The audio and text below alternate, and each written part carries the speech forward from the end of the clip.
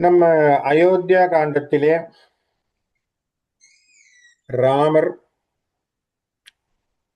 கைகேயி அப்பா சொன்னா அப்படிங்கிற உத்தரவை சொன்ன பிறகு தன்னுடைய தாயாராகிய கோசலா தேவியை பார்க்க செல்கிறார் அரண்மனையில். கோசலா தேவிக்கு பிள்ளை தலையில மகுடம் இல்லை அப்படிங்கிற ஒரு எண்ணம் முதல்ல பார்க்கிறார். புனைந்திலன் தலையில காணுமே மகுடத்தை, நம்ம புள்ள மகுடம் சூட்டி கொண்டு ராஜாவாக வர வேண்டுமே காணமேன்னு யோசிக்கிறார். சரி பரவாயில்ல, என்னதான் நடந்திருக்கோம் அப்படிங்கிற மாதிரி அவ யோசிக்கிறா. யோசிக்கின்ற பொழுது ராமரே சொல்றார், என்னப்பா தலையில இவங்க தலையில மௌலி எல்லாம் இல்லையே, என்ன சமாச்சாரம்னு கேட்கும் பொழுது ராமர் சொல்றார், உன்னுடைய காதல் மகன் கோசலை இடத்திலே பெத்த அம்மா, அந்த அம்மா கிட்ட தன்னுடைய தம்பியை அவன் என்ன சொல்றான், உன்னுடைய காதல் மகன் யாரு, என் இளையவன் பரதன், அவனுக்கு தான் முடிசூட்ட போறாங்க. இதெல்லாம் தான் நம்மளுடைய பெரிய மாண்புகளை நாம் கற்றுக்க வேண்டிய விஷயம். நம்மளதான் பிடிச்சிருக்குங்கிற மாதிரிதான் நம்ம எப்பவுமே பேசுவோம் நம்முடைய அப்பா அம்மா கிட்டே. அடுத்தவனை பிடிச்சிருக்குங்கிறத நம்ம அங்கீகரிக்கவே மாட்டோம் இல்லையா? எப்பவுமே அந்த ஒரு மனசுல ஒரு சுயநலம் உண்டு. எங்க அப்பாவுக்கு என்னதான் ரொம்ப பிடிக்கும், இருந்தாலும் தம்பியும் இருக்கிறதுனால ஒத்துப்பாங்க, அப்படித்தான் வருமே தவிர. ராமன் என்ன வார்த்தையை சொல்றான், உன் காதல் மகன்கிற வார்த்தையை பேசுறான் பாருங்க. இது இந்த மாதிரியான ஒரு மாண்பு வராது. உன் காதல் மகன், அவனுக்கு தாம்மா கொடுக்கிறாங்க ஆட்சியை. யார், பரதனை. அந்த அம்மா இவரையே மிஞ்சிடும், ராமனையை தூக்கி எறியக்கூடிய. ஏன்னா அவன் ராமரை பெற்றெடுத்த தாயாச்சு. அந்த அம்மாக்கு என்ன பாருங்க, முறை இல்லை இது. என்னது, அண்ணன் இருக்கும் போது தம்பிக்கு கொடுக்கறது முறை இல்லை, இருந்தாலும் நின்னிலும் நல்லன், உன்னோட நல்லவன் பாண்டான். எந்த தாய் முதல்ல அதை சொல்ல மாட்டான் இல்லையா? என் புள்ளதான் வசத்தின்னு தான் வரும். அப்படியே என் புள்ள கெட்டு போயிட்டானா, குறைஞ்சா போச்சா, அப்படியே ஆச்சா வச்சான்னு. ஆனாலும் கௌசலை தாயார் சொல்கிறாள், நின்னிலும் நல்லன், கொடுக்கறதுல ஒன்றும் பிரச்சனை இல்லை அப்படிங்கிற வார்த்தையை சொன்ன பிறகு என்ன நடக்குதுங்கிற விஷயத்தை தான் நம்ம பார்க்க ஆரம்பிக்கப்போம். என்று பின்னரும் மன்னவன் ஏவியது அன்று ஏனாமை மகனே உனக்கு அரண். என்ன சொல்றார், அப்பா ஏதோ உனக்கு சொல்லியிருக்காரு இல்லையா, அதை நீ செய்யணும். ஏன்னா அப்பா என்ன சொன்னாருன்னு சொல்லல, அவங்க ராமர் இது வரைக்கும் சொல்லல, அந்த சீக்கிரட்டை உடைக்கல. ஆனா அப்பா சொல்லியிருக்காரு, ஏதோ ஒண்ணு சொல்லியிருக்காரு, எனக்கு ஒரு கடமை சொல்லியிருக்காரு தானே சொல்றார்.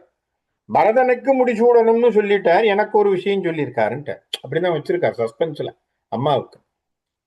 அம்மா என்ன சொல்லிட்டா, அப்படியாப்பா, அப்ப பையன் பரதனுக்கு கிடைக்கிறது ரொம்ப சந்தோஷம், ரொம்ப நல்லவன், உன்னை காட்டிலும் நல்லவன், அவனுக்கு கொடுக்கறது சந்தோஷம் சொல்லிட்டு அப்பா ஒரு உத்தரவு, மன்னவரா ஒரு உத்தரவு போட்டிருக்காருன்னா அதை மீறக்கூடாது.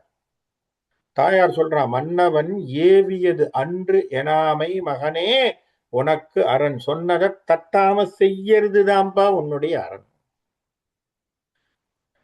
அருமையான வார்த்தை.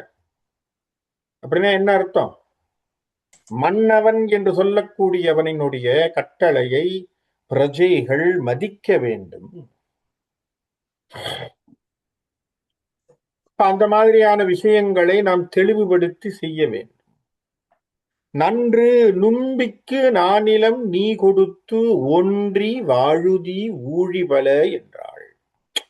உன் தம்பிக்கு நாட்டை கொடுத்துட்டு அவனோடு சேர்ந்து ரெண்டு பேரும் அவனுக்கு என்ன சேவகம் செய்யணுமோ செஞ்சு அவனோடு சேர்ந்து இருங்க. அப்பா என்ன கட்டளை கொடுத்திருக்காரோ அதை செஞ்சுக்கிட்டு நீ செய் அப்படிங்கிற அவளுடைய மனதிலே என்ன, அப்பாவுடைய கட்டளை என்னவா இருக்கும், பரதன் நாட்டை ஆள வேண்டும், ராமன் மற்றவர்கள் எல்லாம் அந்த நாட்டுக்கு காவலாளிகளாக இருந்து நாட்டை காக்க வேண்டும், இப்படிதான் இருக்கும் அப்படிங்கிற எண்ணத்தின் பிரதிபலிப்பிலே கோசலாதேவி இந்த வார்த்தையை சொல்றான். ஏன்னா அவங்களுக்கு அடுத்த கண்டிஷன் அவர் என்ன போட்டிருக்காருன்னு தெரியாது இல்லையா, அதனால அவங்க எந்த வார்த்தையில பேசுறாங்க. இப்போ அவர் இப்பதான் உடைக்க போறார். தாய் உரைத்த சொல் கேட்டு தழைக்கின்ற தூய சிந்தனை அத்தோம் இல்குணத்தினான் நாயகன் எனை நல் நெறி உய்ப்பதற்கு எய்து உண்டு ஓர் பணி என இயம்பினான். யார் நாயகன்? தசரத சக்கரவர்த்தி. அம்மா இந்த சொல்ல கேட்ட உடனே ரொம்ப சந்தோஷப்பட்டு, ஏன்னா அம்மா முரண்யா சொல்லல இல்லையா. இப்போ சாதாரணமா ஒரு அம்மாவா இருந்தா சட்டுன்னு வேண்டாம் இப்படி இப்படின்னு ஒரு முரட்டு பிடிக்கிற மாதிரி இருந்திருக்கலாம். முரட்டுத்தனமா சொல்லலையே இல்லையா. முரண்டு பிடிக்கிற தாயாக இங்கே இல்லையே. கைகேயிக்கு ஆப்போசிட்டா இல்ல இருக்கா கோசலை. யோசிச்சு பாருங்க. கேரக்டர் புரியுதா நான் சொல்றது? கைகேயி எப்படி சண்டை போட்டா, எம்பிள்ளைக்கு ஆட்சியை கொடு, பரதனுக்கு ஆட்சியை கொடு, சீதை கேழ்வன் போய் வனமாள எப்படி பிரிச்சுட்டா. அவ மனதிலே எடுத்து வளர்த்த பிள்ளையின் மீது கூட அவளுக்கான பாசம் நிற்கவில்லை. அவள் மனதிலே சுயநலம் வந்தது. அதனால அவளுடைய மாண்பிலே ஒரு திரிபு ஏற்பட்டது, அவளுடைய குணத்திலே ஒரு மாற்றம் ஏற்பட்டது. ஆகவே தன்னுடைய குழந்தைக்கு நாடு வேணுங்கிற மாதிரி பேசி நிறுத்திட்டா. ஆனா கோசலை என்ன சொல்றா, முறைய சொல்றா, வேற ஒன்னும் சொல்லல, முறைய சொல்றா. முறை கிடையாது, ஆனாலும் அவனுக்கு கொடுக்கறதுல ஒன்னும் தப்பில்லை. கொடுக்கறதுல ஏன் தப்பில்லை? ஏன்னா ஒன்ன காட்டில சிறந்தவன் குணத்துலன்னு. எப்படி பாருங்க, குணம் இஸ் அ கேரக்டர். இப்ப நீங்க ஒருத்தரை ஒரு எவாலுவேஷன் பண்றீங்க, 2 கேண்டிடேட்ஸ் 2 பேர் வராங்க சார் ஜாப் இன்டர்வியூல. 2 பேருக்கும் மெரிட், 2 பேருக்கும் எஜுகேஷன், 2 பேருக்கும் எக்ஸ்பீரியன்ஸ் சூப்பரா இருக்கு சார். 2மே ஈக்குவலா இருக்கு. என்ன சித்தார்த் வச்சு நம்ம தராசு தட்டி இடம் போடுறது? ஆட்டிடியூட். இப்ப ஆட்டிடியூட வச்சு சொன்னீங்கன்னா, ராமரும் பரதனும் வச்சு பாக்குறீங்கன்னா, கோசலாதேவி ரெக்ரூட்டர். கோசலாதேவி சொல்றா, உன்னை விட அவனுக்கு குணம் ஜாஸ்தி, பரதனுக்கு டிக்குன்ட்டான் இல்லையா. எவ்வளவு அழகான மேனேஜ்மெண்ட் பிலாசபி பாருங்க. It's a beautiful principle. Judge by the குணம், நாட் பேஸ்ட் ஆன் மெரிட். ஒருத்தனை எதை வச்சு பார்க்கணும்? குணத்தை வச்சு பாரு இல்லையா. குணம் முக்கியமா தேவைப்படுது இல்லையா. அதனாலதான் வள்ளுவரும் சொன்னார், குணம் நாடி குற்றமும் நாடி அவற்றுள் மிகை நாடி மிக்க குழல். ரெண்டுத்தையும் பாருன்றார். குணம் நாடி குற்றமும் நாடி அவற்றுள் மிகை நாடி. குணம் நல்லா இருக்கணும், இல்லைன்னா கூட்டின்னு வர்றதுல பிரயோஜனம் இல்லை. தேர்ந்தெடுத்து இருக்கிறதுலே கடஞ்செடுத்து அயோக்கியனுக்கு கொண்டு போய் வேலையை கொடுப்போமா? அதுலயும் பைனான்சியலா அவன் தான் பைனான்சியர்னு கொண்டு போய் கம்பெனியில கொடுத்தா எப்படி இருக்கும்? ஒத்து வருமா? வராது. அப்போ குணம் அந்த இடத்துல தேவைப்படும். அப்ப அது கௌசல்ய ரெண்டுத்தையும் சீர்தூக்கி வச்சு சொல்றான். இப்ப இவர் சொல்றார், என்ன சொல்றார்? அம்மாவுக்கு இந்த சிந்தனை இருக்கிறது அவருக்கு ஒரு சந்தோஷம். ஏன்னா அம்மா இப்ப மறுத்து சொல்லல. நல்லா யோசிச்சு பாருங்க, அம்மா அப்டக்கலா எதுவும் பேசல. தாய் உரைத்த சொல் கேட்டு தழைக்கின்ற தூய சிந்தனை அத்தோம் இல்குணத்தினான். மகிழ்ச்சி பெறார், அப்படியே சந்தோஷம். ராமருக்கு மனசுக்குள்ள ஒரு சந்தோஷம். ஏன் இந்த சந்தோஷம்? நல்லா யோசிக்கணும். அம்மா கிட்ட சொல்லி அம்மாவை நோகடிக்கிறோங்கிற மாதிரி சந்தோஷமா, இல்ல பரதனுக்கு தள்ளி விட்டோங்கிற சந்தோஷமா? இல்ல. நல்லா யோசிக்கணும். என்ன சந்தோஷம் ராமனுக்கு? ராமனுடைய சந்தோஷம் அவதார நோக்கம் நிறைவேறிய போகிறது. அந்த அவதார நோக்கம் நிறைவேற கோசலாதேவி அங்க தடையா இல்ல. நல்லா யோசிங்க. இப்போ நல்லா யோசிங்க. அப்பா காட்டுக்கு கிளம்புன்னு சொல்லிட்டார், உத்தரவு வந்தார், கரெக்டா? அவருடைய அவதார நோக்கம் என்ன? காட்டுக்கு வரணும். அதுக்கப்புறமா தான் அசுரர்கள் சம்ஹாரம் பண்ணணும். அதன் பிறகுதான் ராவணேஸ்வரனை சந்திக்கணும், அங்கே போர் நடக்கணும், தேவர்களின் பொருட்டு ராவணேஸ்வரன் வதைக்கப்பட வேண்டும், இந்திரஜித் சாகடிக்கப்படணும், கும்பகர்ணன் சாகடிக்கப்படணும், எல்லாமே இருக்கு கதை. அவதார நோக்கம் அசுரர்கள் நிகிரகங்கள் அப்படிங்கிறது ஒரு முக்கியமான விஷயம். அது நடந்தேறிய வேண்டும். அப்பா அதுக்கான உத்தரவு கொடுக்கிற மாதிரி கொடுத்துட்டார். அப்பா அதுக்கான உத்தரவு போட்ட மாதிரி ஒரு வகையில கொடுத்துட்டார் இல்லையா? அப்ப அப்பானுடைய உத்தரவு போயிட்டாச்சு. அடுத்தது எங்க வர்றார்? அம்மா. இப்போ ஒரு கேள்வி, அப்பா போன்னு சொல்லி அம்மா போகாதேன்னு சொன்னா பிள்ளைனால என்ன செய்ய முடியும்? நான் சொல்ற புரியுது உங்களுக்கு? தர்ம சங்கடம்ங்கிறது இதுதான். அப்பா போன்னு சொல்லி ராமர் போகத்தான் போறார், அது வேற. ஆனால் அம்மா சொல்றா, தடுக்கிறா வச்சுப்போம், நீ போகாத இல்லையா? அப்போ அந்த அவதாரம் எப்படி அந்த அம்மாவை நோகடிச்சு கிளம்பும்? அம்மாவும் ஒத்துக்கணும் இல்லையா? அதுக்குத்தான் பதம் பார்த்து பேசுறார் அழகா. இது பாருங்க, இதெல்லாம் தான் விஷயங்கள். அம்மா இப்போ மூடுல இருக்காங்க, இப்ப சொல்ல வர நாயகன் எனை நல் நெறி உய்ப்பதற்கு ஏயது உண்டு ஓர் பணி. அப்ப நான் நல்லா இருக்கணுங்கிறதுக்காக ஒரு சொல்ற வார்த்தையை பாத்தீங்களா? இதுதான் சொல்ற வார்த்தையில நயம் இருக்குன்னு அர்த்தம். சொல்றதே என்ன பாசிட்டிவ் ஸ்டேட்மெண்ட் பாத்தீங்களா? பரதனுக்கு நாட்டை கொடுத்துட்டாரு, போயும் அப்பா என்ன காட்டுக்கு போன்னு சொல்லிவிட்ட இப்படின்னு சொல்லாம அப்பா எனக்கு நல்லா இருக்கிறதுக்கு ஒரு வேலை சொல்லியிருக்காரு. எப்பேற்பட்ட வார்த்தை! எல்லாம் பாசிட்டிவ். ராமாயணம் படிக்கிறோம்னா இதெல்லாம் கத்துக்கணும் சார், அதுக்காகத்தான் படிக்கிறோம்.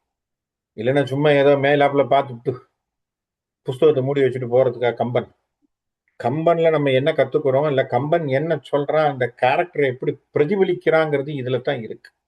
என்ன சொல்றான், எனக்கு ஒரு நல்ல விஷயத்தை செய்யறதுக்கு அப்பா எனக்கு ஒரு பணியை கொடுத்துருக்க. இப்பதான் அம்மாவுக்கு கியூரியஸா இருக்கும், அது என்ன நல்ல வேலை அப்பா கொடுத்துருக்காருன்னு கேட்க வரும் இல்லையா? இப்ப அம்மா கேட்க போறாங்க, அது என்னப்பா அது என்னப்பா வேலை, அப்பா உனக்கு என்ன சொல்லியிருக்காரு? ஈண்டு உரைத்த பணி என்னை, அப்ப என்னப்பா உனக்கு ஒரு வேலை கொடுத்துருக்காரப்பா அப்படின்னு இப்பதான் அம்மா கேட்கிற. என்றவர்க்கு ஆண்டு ஓர் ஏழினோடு ஏழு அதன் காணிடை மாண்ட மாதவத்தோரோடும் வைகி பின் மீண்டு நீ வரல் வேண்டும் என்றனன். ரெண்டு என்றனன் போட்டிருக்க. முதல் என்றனன் சக்கரவர்த்தியாகிய தசரதன் சொன்ன என்றனன், இரண்டாவது என்றனன் ராமன் சொன்ன வசனம். அது புரியுறதா? அப்படி சொன்னான்னு சொன்னேன், அப்படி சொல்றோம் இல்லையா? ரெண்டு சொல் அப்படிங்கிற வார்த்தையை சொல்றோம் இல்லையா? அந்த மாதிரி வார்த்தை. அப்ப என்ன சொன்னார் அப்படிங்கிற வார்த்தையை சொல்றான். இங்கே கூட பாருங்க எவ்வளவு பாசிட்டிவான வார்த்தைகளை சொல்றார். 14 வருஷத்துக்கு காட்டுக்கு போய் மாண்ட மாதவத்தோரோடும் வைகி தவம் செய்கின்ற முனிவர்களோடு இருந்து அவர்களுக்கு பணிவிடை செய்து பின்பு நீ வர வேண்டும் என்று எனக்கு கட்டளை இட்டிருக்கிறார் தந்தை.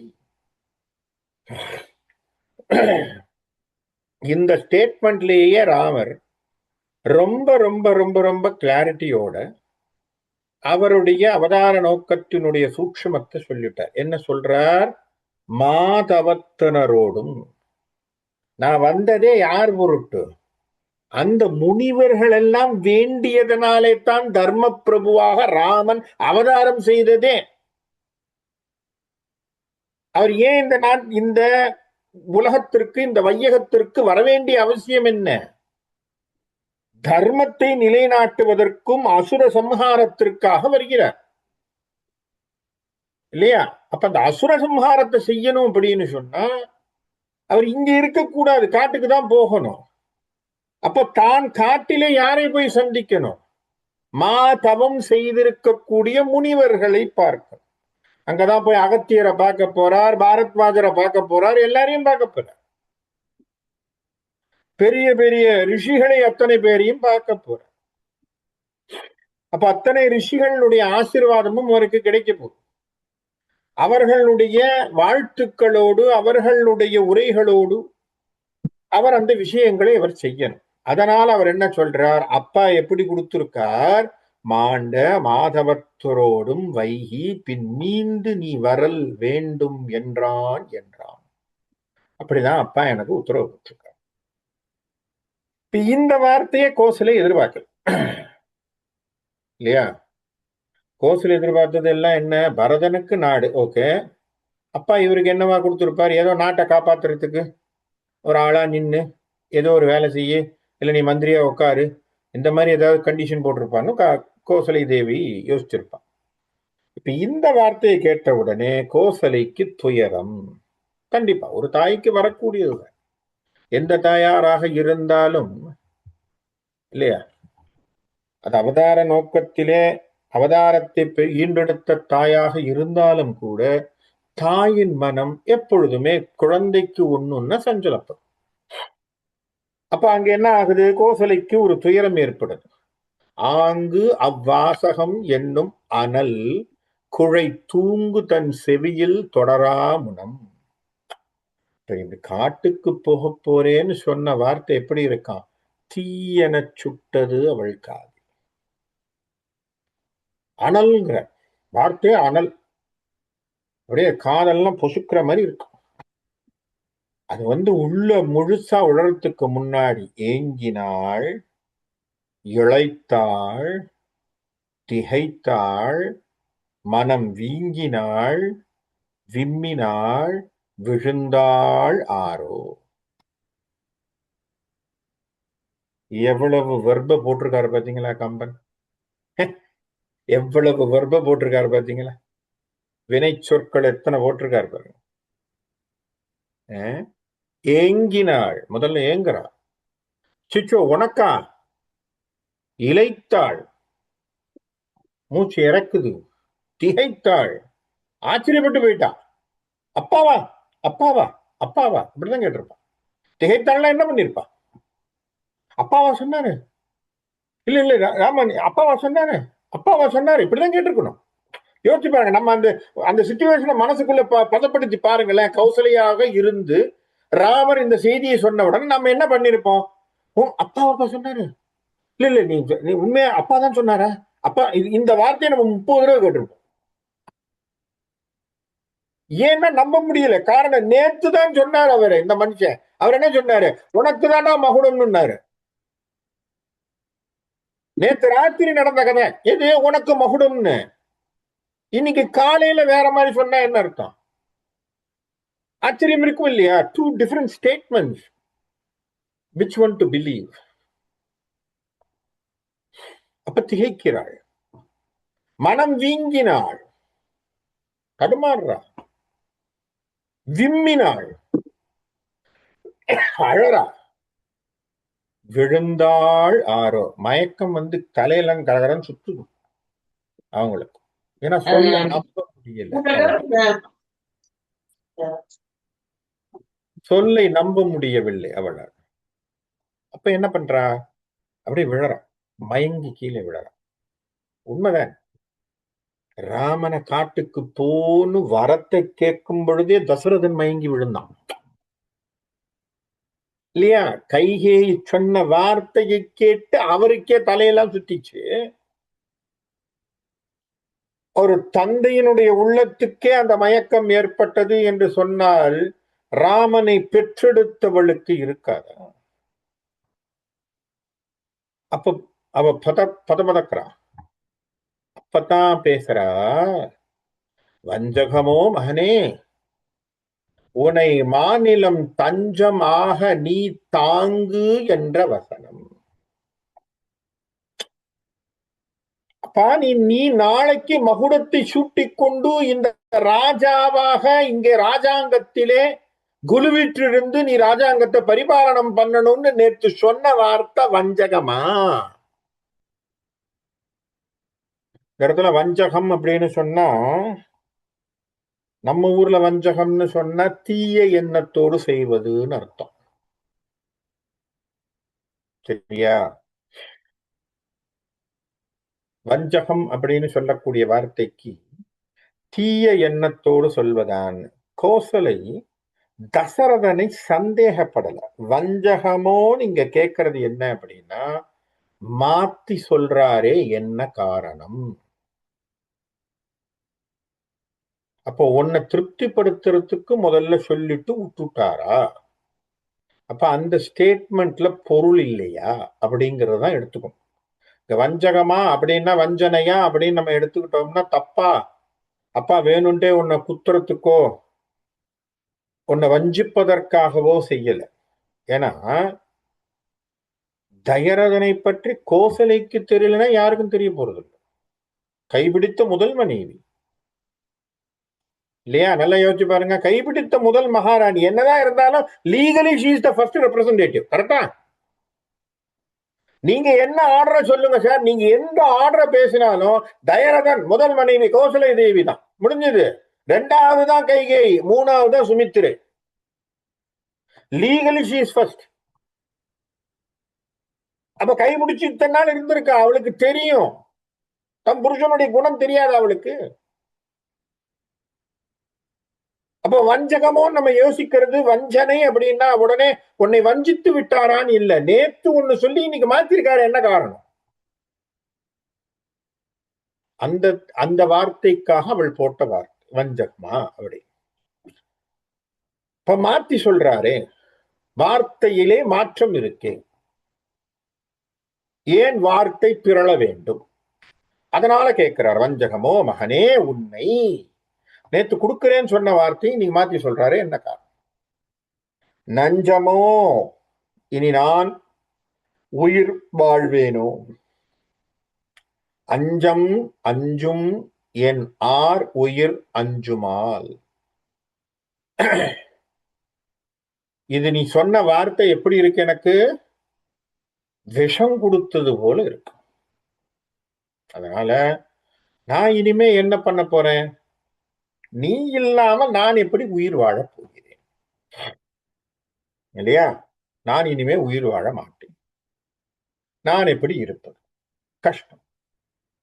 ராமன் பெற்றெடுத்த தாய்க்கு அந்த பாசம் இருப்பது 100% சரி. மாற்றமே. பெற்றெடுத்த தாய்க்கு பாசம் சார். சேவகனாக வந்த அனுமனுக்கு இன்னி வரைக்கும் பாசம். ராமாங்கிற நாமத்தை கேட்டா ஓடி வரக்கூடியவர் முதலிலே கண்ணீரும் கம்மலையுமாக. அப்படித்தானே சொல்றோம். எத்திர எத்திர ரகுநாத கீர்த்தனம் தத்திர தத்திர கிருதமஸ்த காஞ்சலின்ட்டோம். அப்படின்னா என்ன அர்த்தம்? ராமாங்கிற வார்த்தையை நான் இங்க பேசிட்டு இருக்கேன்னு எங்கேயோ இந்த மூலையில அனுமர் உட்கார்ந்துட்டு இருக்காரு. உங்க வீட்டுல எல்லாம் அனுமார் உட்கார்ந்து கேட்டுட்டு இருக்காரு இந்த ராமாயணத்தை. ஆஞ்சநேயர் அப்படியா? ராமாங்கிற சொல்லுக்கு ஓடி வந்துருவாராம். வார்த்தை நீங்க ராமான்னு சொல்லிட்டா போதும். இப்ப எப்பேற்பட்டவனாக, மக்களால் காதலிக்கப்பட்டவனாக, தொண்டனால் காதலிக்கப்பட்டவனாக இருந்த ராம். அந்த குழந்தை காட்டுக்கு போகுதுன்னு சொன்னா கைகேயினுடைய கோசலையினுடைய வருத்தம் என்பது நியாயமான வருத்தம். இப்போ நான் இனி உயிர் வாழணுமா அப்படிங்கிற மாதிரியான வார்த்தைகள் வருது. அப்ப என்ன செய்யறாங்க? கையின் நெறிக்கும் கைய போட்டு இப்படி பெசைகிறோம் இல்லையா? டென்ஷன்ல.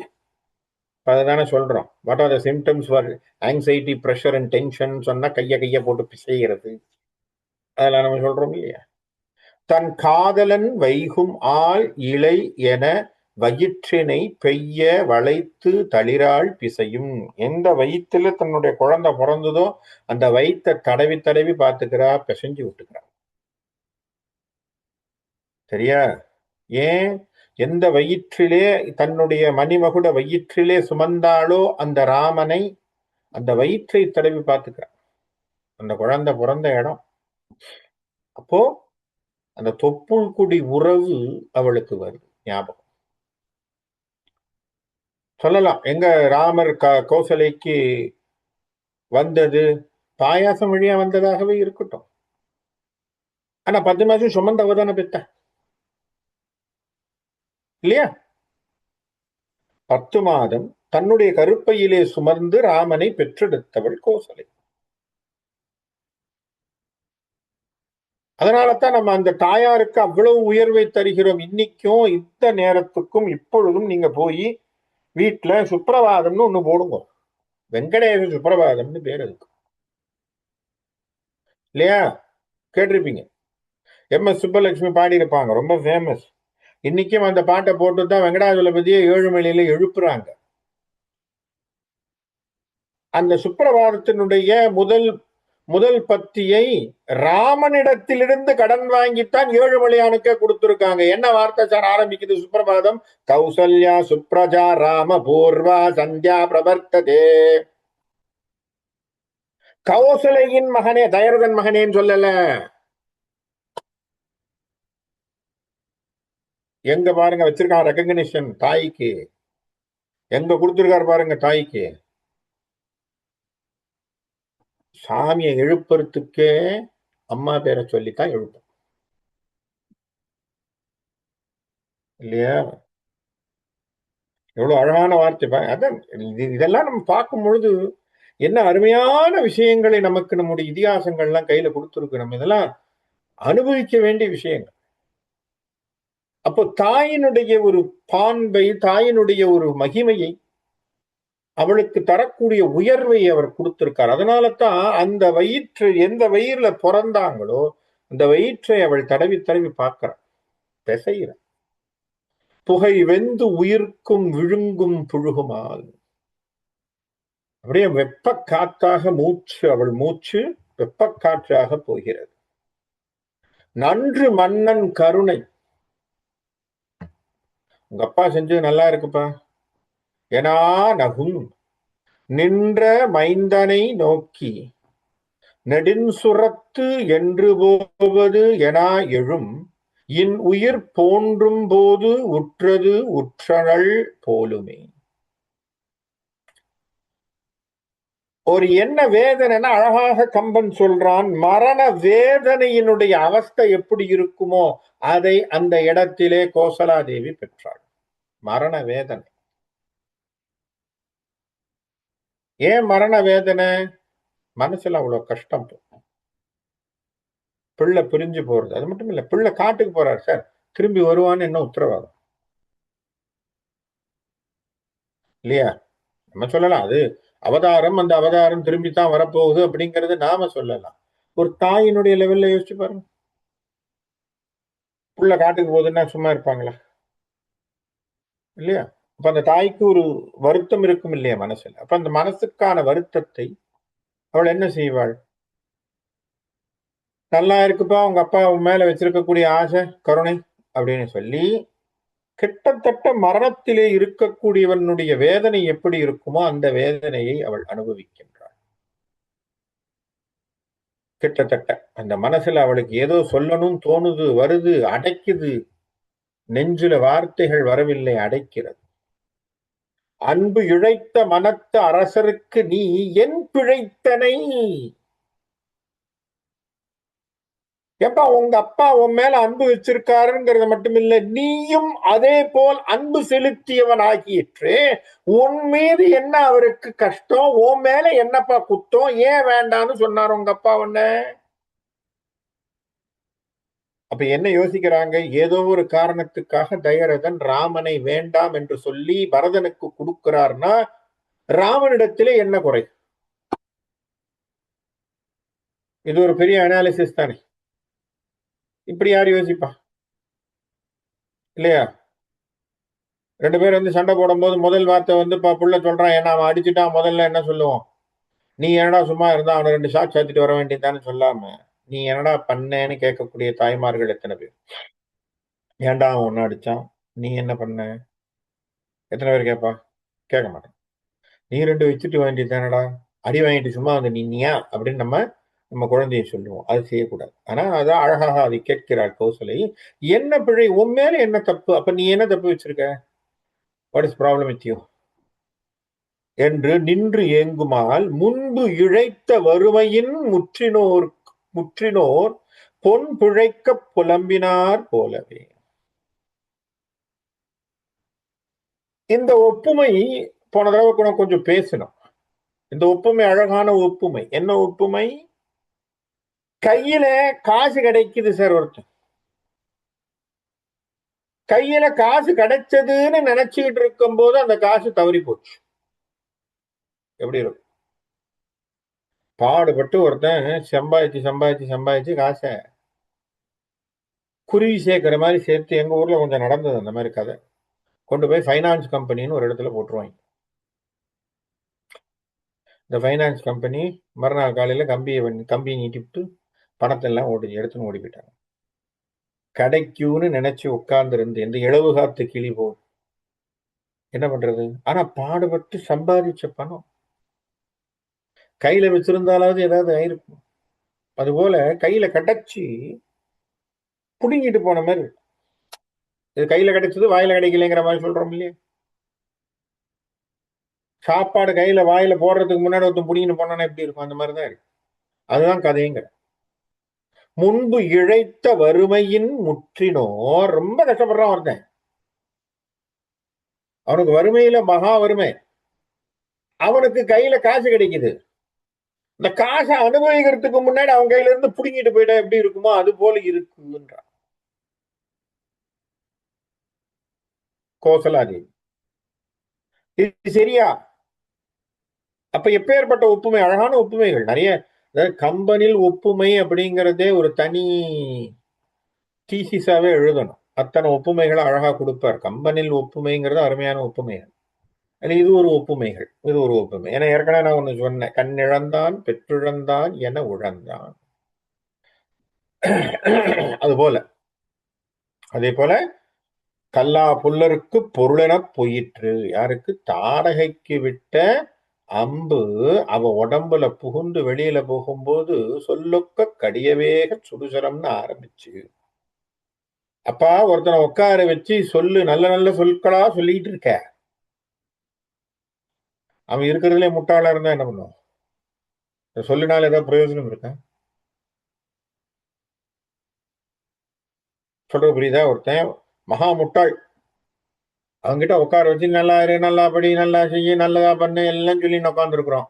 அவனுக்கு எப்படி காதுக்குள்ள போய் அந்த சொல்லானது உள்ளுக்குள்ள ஏதாவது பண்ணுமா? பண்ணாது. உள்ள இந்த காது வழியா போனது அந்த காது வழியா வெளியிலே போயிடும் இல்லையா? கம்பன் சொல்கின்றான், அதுபோல் அவள் உடம்பிலே தங்காமல் அந்த அம்பானது அவள் மார்பை துளைத்து கொண்டு வெளியே போனது. சொல்லொக்க கடிய வேக சுடுசரம். முடிக்கிறது எப்படி? கல்லா புல்லருக்கு பொருள் என வெளிப்பட்டது. நீ என்ன சொல்லி சொன்னாலும் அதுல பொருளே தங்காது. என்ன காரணம்? அது பாட்ட எப்படி வெளில போயிடுமோ அது போல போச்சுடா தாடகைக்கு மேல போட்ட அம்புங்கிறான். என்ன ஒப்புமை பாத்தீங்களா? என்ன அழகான ஒப்புமைகள். இந்த ஒரே ஒரு பாட்டுக்கு நீங்க ஒரு 20 தீசிஸ் எழுதி வச்சுடலாம். ரிசர்ச் கம்யூனிகேஷன்ல எவ்வளவு எஃபெக்டிவா இருக்கணும், எப்படி இருக்கணும், என்ன மாதிரி சொல்லணும், என்ன சமாச்சாரங்கள், என்ன அழகான விஷயங்களை சொல்லியிருக்கான் கம்பன். அது போல இங்க இந்த மாதிரியான விஷயங்கள் எல்லாம் எடுத்து ஆராய்ச்சிக்கு உட்படுத்தினா அருமையான விஷயங்கள். அது ஒரு புறம் இருக்கட்டும். அறம் எனக்கு இளையோ எனும் ஆவி நெய்ந்து இரவு அடுத்தது என் தெய்வத்தகாள் எனும் பிற உரைப்பது என் கன்று பிரிந்துழி கறவை ஒப்ப கரைந்து கலங்கினாள். ஒரு இந்த ஒப்புமையும் பார்த்தோம் நினைக்கிறேன். பசுமாட்டுக்கு முன்னாடி கண்ணுக்குட்டியை காட்டுவோம். கண்ணுக்குட்டியை காட்டின பிறகு என்ன பண்ணும்? அது ஓடி போய் கண்ணுக்குட்டி அம்மானுடைய மடியை முட்டும். முட்டின பிறகு பால் அப்படியே சுரக்கும். அந்த கண்ணுக்குட்டியை தூக்கி ஒரு பக்கத்துல இருக்கக்கூடிய தூண்ல கட்டிட்டு நம்ம என்ன பண்ணுவோம்? பாலை கறக்கிறது வாஸ். அவன் கடைசியில இருக்கக்கூடிய பாலை விட்டுடுவாங்க இல்லையா? இப்ப கண்ணுக்குட்டி இல்லாம இந்த தாயால பால் கொடுக்க முடியுமா?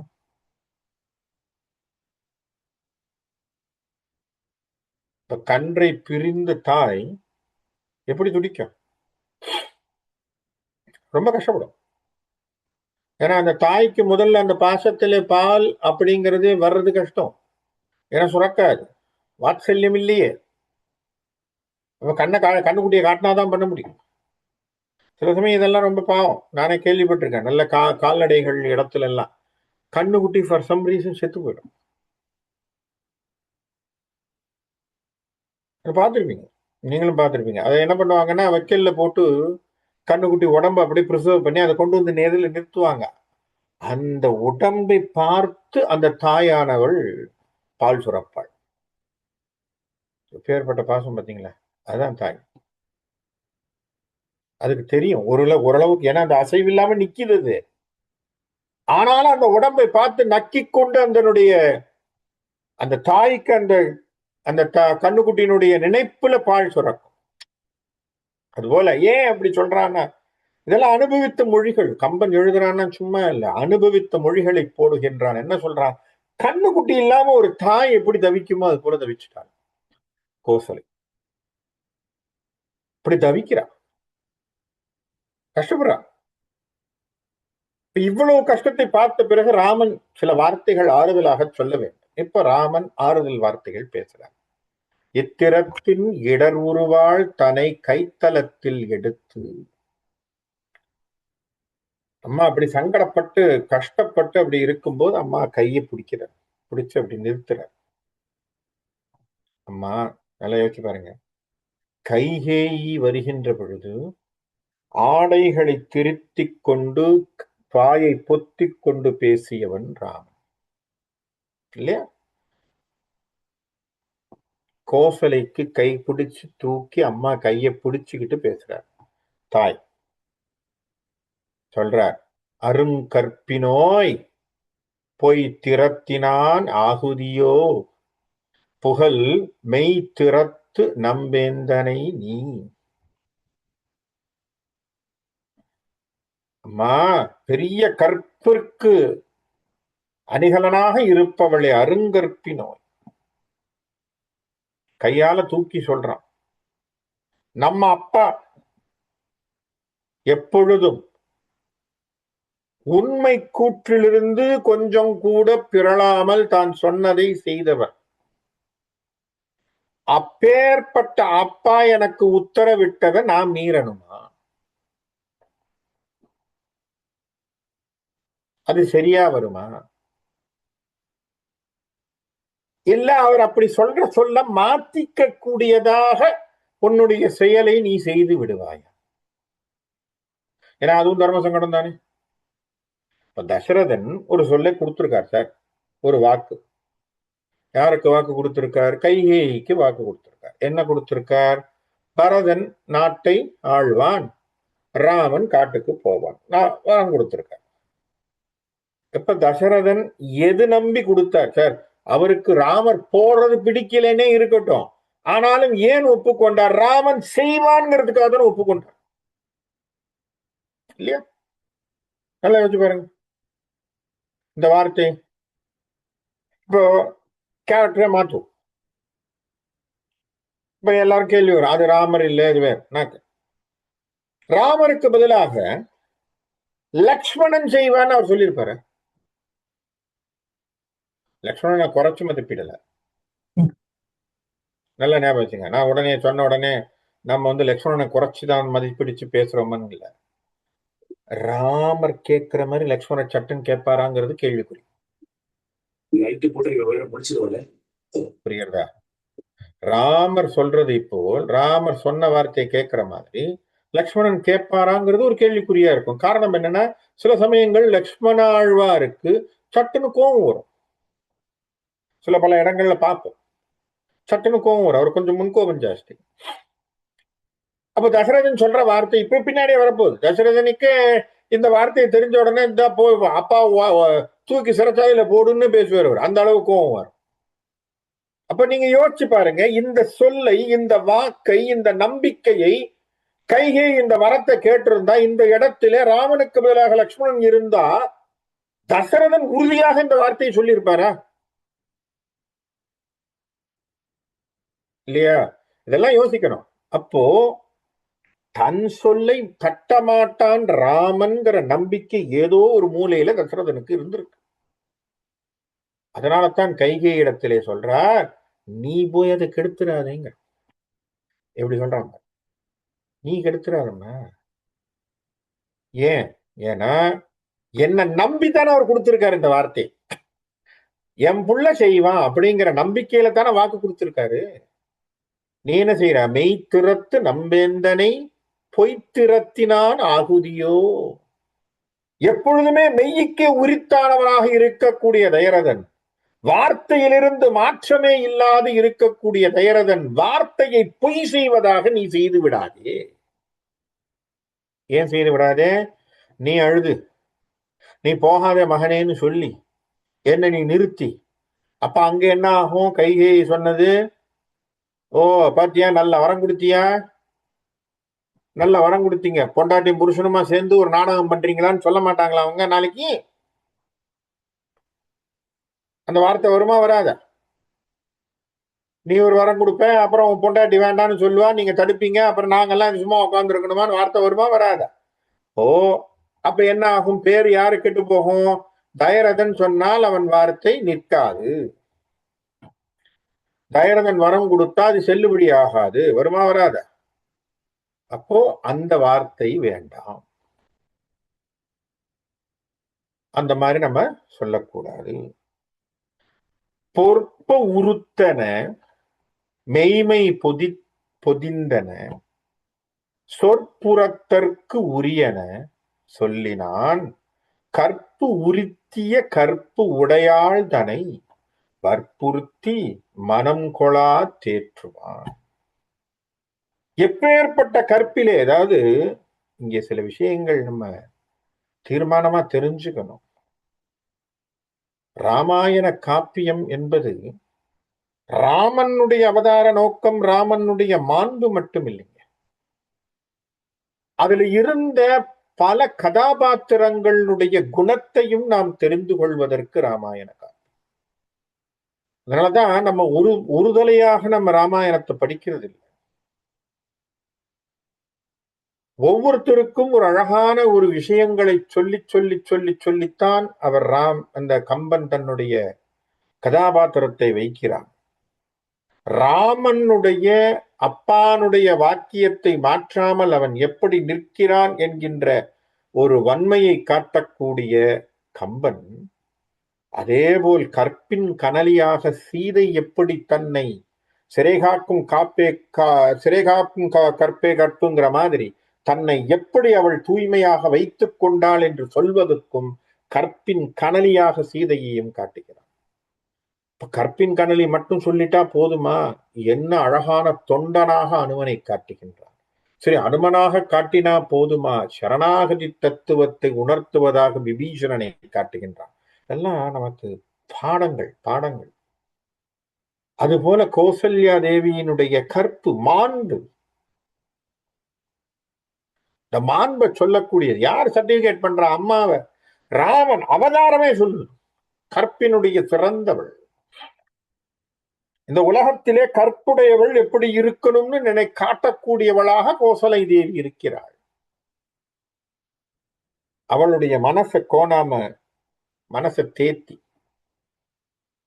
அவங்க மனசுக்கு நல்ல விதமா வரக்கூடிய தெளிவான விஷயங்களை சொல்லி,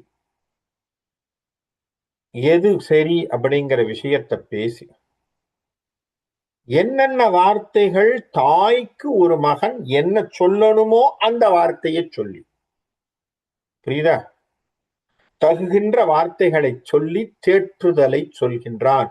சொல் புறத்திற்கு உரியன வார்த்தையை பாருங்க சார். நான் அட்வைஸ் பண்றேன்னு அட்வான்டேஜ் எடுத்துக்கிட்டு சிலர் கண்ணாபின்னு பேசிடுவாங்க. நடக்குதா? நான் அட்வைஸ் பண்றேன்னு சொல்லி தேவையில்லாம அவன் பர்சனலான்னு இருக்கிறதெல்லாம் பேசி இழுத்து அதெல்லாம் குறைச்சி சொல்ற மாதிரி சொல்லி, கேட்டா நான் உனக்கு அட்வைஸ் தான் பண்றேன், நல்லதுதான்டா சொல்றேன்னு சொல்லி அவனை எல்லா விதத்திலையும் சொல்லி கடைசியில பார்த்தா இந்த ஆளை போய் நான் அட்வைஸ் கேட்டான் பாருன்னு தலையில அடிச்சுக்கிட்டு வீட்டுக்கு போற மாதிரி இருக்கும். என்னன்னா, கடைசியில இந்த அவனை உட்கார வச்சு கிரிட்டிசைஸ் பண்ணி அவனை கிட்டத்தட்ட அவமானப்படுத்தி அனுப்புற மாதிரி தான் இருக்கும். நீ இதை பண்ண மாட்டா, அதை பண்ண மாட்டா, அப்படி செய்ய மாட்டேன், இப்படி செய்ய. இது அட்வைஸ் இல்லை. அவனுடைய குறை தெரிகிறது என்று சொன்னால் குறையை அவன் நீக்குவதற்கு என்ன வழியோ அதை சொல்லணும்.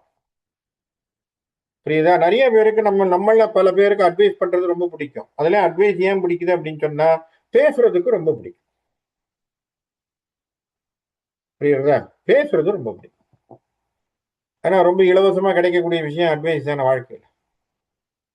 யார் கேட்டாலும் முழு நீளத்துக்கு அட்வைஸ் கொடுக்கறதுங்கிறது வச்சுட்டு இருக்கும் ஒரு வழக்கமா.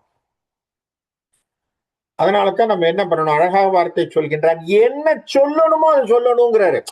வார்த்தையை பாருங்க, அதுதான் சொற்புறத்திற்கு உரியன. என்ன சார் சொல்லணும்? ஒரு தாயிடத்துல என்ன அளவுல சொல்லணுமோ அப்படி சொல்லணும் சார். ஒரு நண்பன் தான், அவனுக்கு எந்த அளவுல சொல்லணுமோ அப்படிதான் சொல்லணும். Don't take advantage on him because of his weakness. Advice பண்றேன், புரியுறதா? நான் சொல்றது புரியுதுன்னு நினைக்கிறேன். நிறைய பேர் அந்த இடத்துல நம்ம லிமிட்டை கிராஸ் பண்ணி உள்ள போயிடுவோம். செய்யக்கூடாது, தப்பு. கம்பன் சொல்லி கொடுக்கக்கூடிய பாடம், எந்த அளவுல சொல்லணுமோ அப்படி சொல்லணும். அதுல என்ன என்கரேஜ் பண்ண முடியுமோ பண்ண, அதை சொல்றான். அப்போ ராமன் கையாளுகின்றான், சரியாக கையாளுகின்றான். அம்மாவுக்கு என்ன பதத்துல சொல்லணும், ஏன்னா அம்மா மரியாதை ஈன்றவள், அவளுக்கு ஒரு மரியாதை இருக்கு. அவகிட்ட நான் பேசணும்னா எப்படி பேசும் இல்லையா? சிலருக்கெல்லாம் வந்து அம்மா ரொம்ப ஃப்ரெண்டா இருக்கேன், உனக்கு அறிவே கிடையாது, நான் சொல்றதுதான் நீ கேட்கணும் அப்படிங்கெல்லாம் பேசுவாங்க. அதெல்லாம் வரக்கூடாது சார். நம்ம அம்மாவோட எவ்வளவு வேணா கேஷுவலா இருக்கலாம் சார், 1000 தான் இருந்தாலும் அம்மா அம்மா தான். ஒரு மரியாதை இருக்கு இல்லையா? வேணுமா இல்லையா? அந்த இடத்தைத்தான் அழகாக கோடிட்டு காட்டுகின்றான் ராமன். சொல்றான், சிறந்த தம்பி சிறுவுரு எந்தையை மறந்தும் போயிலன் ஆகி வனத்திடை உறைந்து தீரும் உறுதி பெற்றேன், இதின் பிறந்த யான் பெரும் பேறு என்பது யாவது.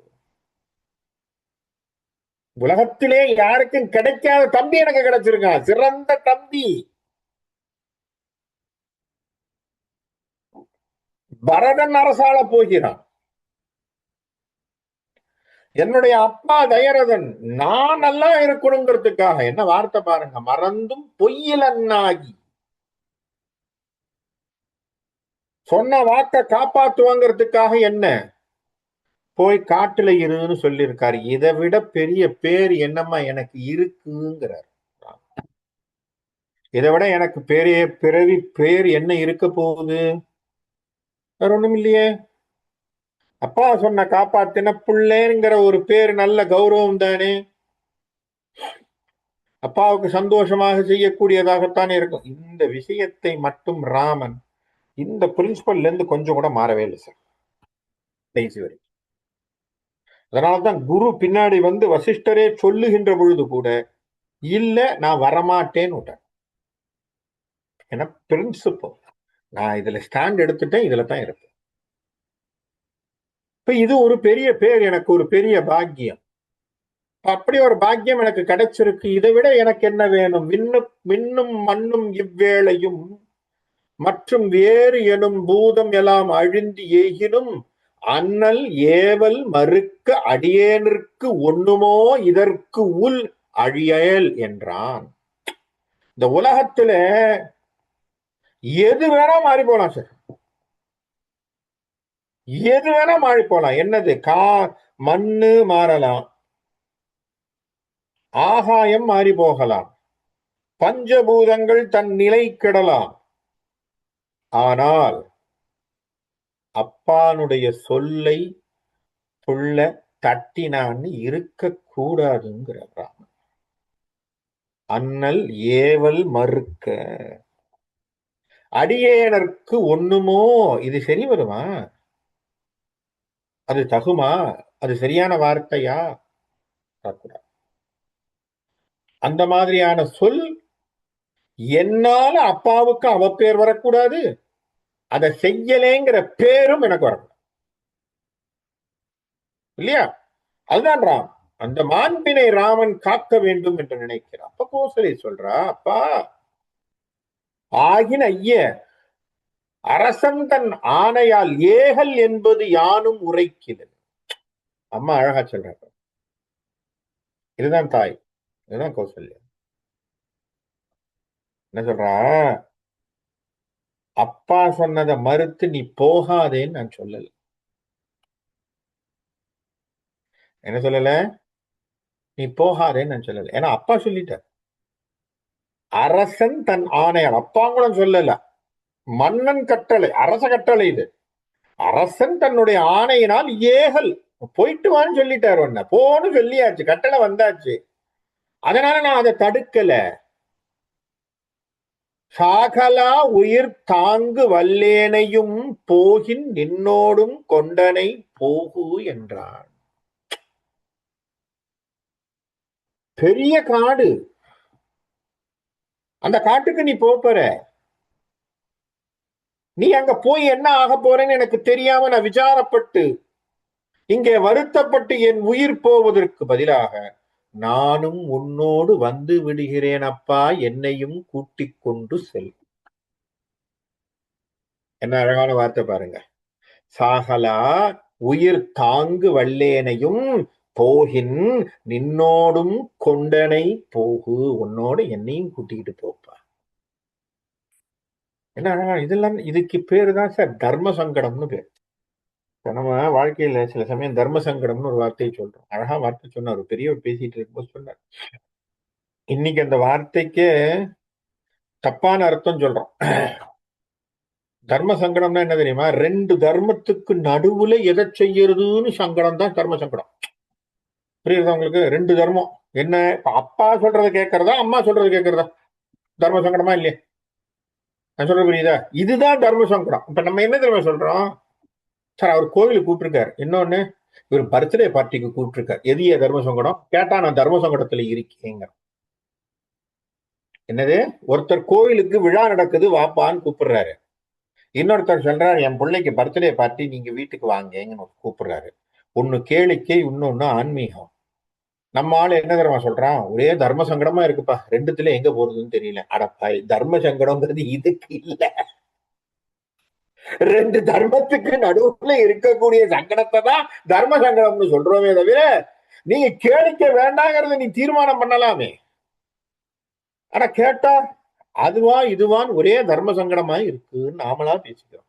அது தர்ம சங்கடம் இல்லை. இப்ப ராமருக்கு வருவது தர்ம சங்கடம். இப்ப என்ன காரணம்? அவரைத்தான் காட்டுக்கு போக சொல்லி தயரதன் சொன்னார், அம்மா வரேன்னு சொன்ன சரியா? அம்மாவை கூட்டிட்டு போறதா? அம்மா வரேன்னு சொல்றான். அப்ப சொல்லணும் இல்லையா? அம்மானுடைய சமாச்சாரத்துக்கு எது தகுதியான விஷயம் அதை சொல்லணும் இல்லையா? அம்மாவை எங்க நிக்க வைக்கணுங்கிறதுக்கு ஒரு விஷயம் சொல்லணும் இல்லையா? அப்ப சொல்றார், என்னை நீங்கி இடர்கடல் இடர்கடல் வைகுறும் மன்னர் மன்னனை வற்புறுத்தாது உடன் துண்ணும் காணம் தொடர்ந்துறத் துணிவதோ அன்னையே அறம் பார்க்கிலை ஆம் என்றான். நான் காட்டுக்கு போயிட்டேனம்மா, அப்பா கண்டிப்பா வருத்தப்படுவார். ராமருக்கு விஷனரியா தெரியுது பாருங்க. சொல்றாரு என்ன, நான் காட்டுக்கு போயிட்டேன்னா அப்பா கண்டிப்பா சந்தோஷம் இல்லை, அவருக்கு கஷ்டம்தான். அப்பா என்ன பண்ணுவார்? கஷ்டப்படுவார். அந்த கஷ்டப்பட்ட மன்னருக்கு தேற்றுதலை தராமல் நீ அவரை விட்டுட்டு என்னோட வர்றது சரியா இருக்குமா? என்ன பண்ணணும்? இந்த சமயத்துலதான் அப்பாவோட நீ இருக்கணும் இல்லையா? அப்பாவோட நீ இருந்து என்ன பண்ணணும்? அவருக்கு சங்கடம், அப்ப நீ இருந்து என்ன பண்ணணும்? ஹெல்ப் பண்ணணும். அவருக்கு நீ தேற்றுதலை தர வேண்டும். மனத்திலே ஒரு நீயாவது தங்கி இருந்து அவரோடு இருந்து அவருக்கு என்ன மனசுக்கு இதமோ அதை செய்யணும் இல்லையா? ஆகவே இது மனைவிக்குள்ள தர்மம் என்ன? கணவனை எந்த நிலையிலும் விட்டு கொடுக்காமல் கணவனுக்கு பணிவிடைகள் செய்து கணவனுக்கு தேற்றுதலை தருபவள் மனைவியினுடைய கடமை இல்லையா? துண்ணு காணம் தொடர துணிவதோ அன்னையே அறம் பார்க்கிலை ஆம். இந்த செய்யுள மனசுல அப்படியே வச்சுக்கோங்க. கணவனுக்கு எந்த நிலையிலும் அவனுக்கு துணையாக இருந்து ஒரு மனைவியானவள் செயல் செய்ய வேண்டும். கரெக்டா? இந்த செய்யுள மனசுல வச்சுக்கோங்க. இதையே கோடிட்டு சீதை பின்னாடி காட்டுவா, உங்க அம்மாவுக்கு ஒரு நியாயம் எனக்கு ஒரு நியாயமா, நீ ஏன் என்ன காட்டுக்கு வராதேன்னு கேக்குற கேள்வி கரெக்ட் தானே? உங்க அம்மாவுக்கு நீ என்ன சொல்ற? அப்பாவோட இருந்து அப்பாவுக்கு மனசு தேற்றுதலை சொல்லி அப்பாவுக்கு ஆறுதலை சொல்லி அப்பாவோட இருன்னு நீ சொன்னவள், என் கணவன் காட்டுக்கு போகும்போது நான் ஏன் உன் கூட வரக்கூடாதுன்னு கேட்பேன். அப்ப நான் என் கணவனுக்கு நான் பணிவிடை செய்யணுமா இல்லையா? எது அறம்? அப்ப அம்மாவுக்கு ஒரு அறம், எனக்கு ஒரு அறமா? அதாவது இந்த செய்யுள்லாம் சில செய்யுள்லாம் அப்புறம் பிராக்கெட்ல ஞாபகம் வச்சுக்க. ஏன்னா ராமர் சொன்ன சொல்லி அவருக்கு பேக் ஃபயர் ஆகக்கூடிய ஒரு செய்யுள் இது. அப்பதான் அந்த இடத்துல கார்னர் பண்ணிடுவாங்க சீத்தை. அப்ப இது நடக்குது. அப்ப என்ன சொல்றார், நீ அப்பாவை விட்டுட்டு வராது. அப்ப மனைவியினுடைய தர்மம் என்ன, கணவனை ஆறுதல் தர வேண்டும். கணவன் எந்த நிலையிலும் அவனை விட்டு கொடுக்காமல் கணவனோடு நீங்காமல் இருப்பது அப்படிங்கிற விஷயம் வரும். வரிவில் எம்பி எம்மண் அரசு ஆய் அவர்க்கு உரிமை மாநிலம் உற்றபின் கொற்றவன் திருவின் நீங்கி தவம் செய்யும் நாள் உடன் அருமை நோன்புகள் ஆற்றுதி ஆம் அன்றே. அப்பா என்ன சொன்னார், என்கிட்ட நாடு கொடுக்குறேன்னு சொல்லும் பொழுது உங்ககிட்ட ராஜாங்கத்தை கொடுத்துட்டு நாங்க தவத்துக்கு போக போறோம்னு சொல்லிட்டு இருந்தார். இப்போ தம்பி ராஜாங்கத்தை கொடுத்த பிறகு, தம்பிக்கு மகுடமெல்லாம் சுட்டிய பிறகு, கண்டிப்பாக தயாரதன் சொன்னது போலே அவர் என்ன பண்ணுவார், தவத்தை மேற்கொள்வதற்காக கானகத்துக்கு போவார். அப்ப அவரோட நீயும் வந்து அங்கே நோன்புகள் இருந்து அந்த விஷயத்துல வா, அந்த இடத்துல நீயும் வந்து சேரலாம் அப்பாவோட. அதனால இப்ப நீ அவசரப்படாத, இல்லையா? அதனால நீ அவசரப்படாத.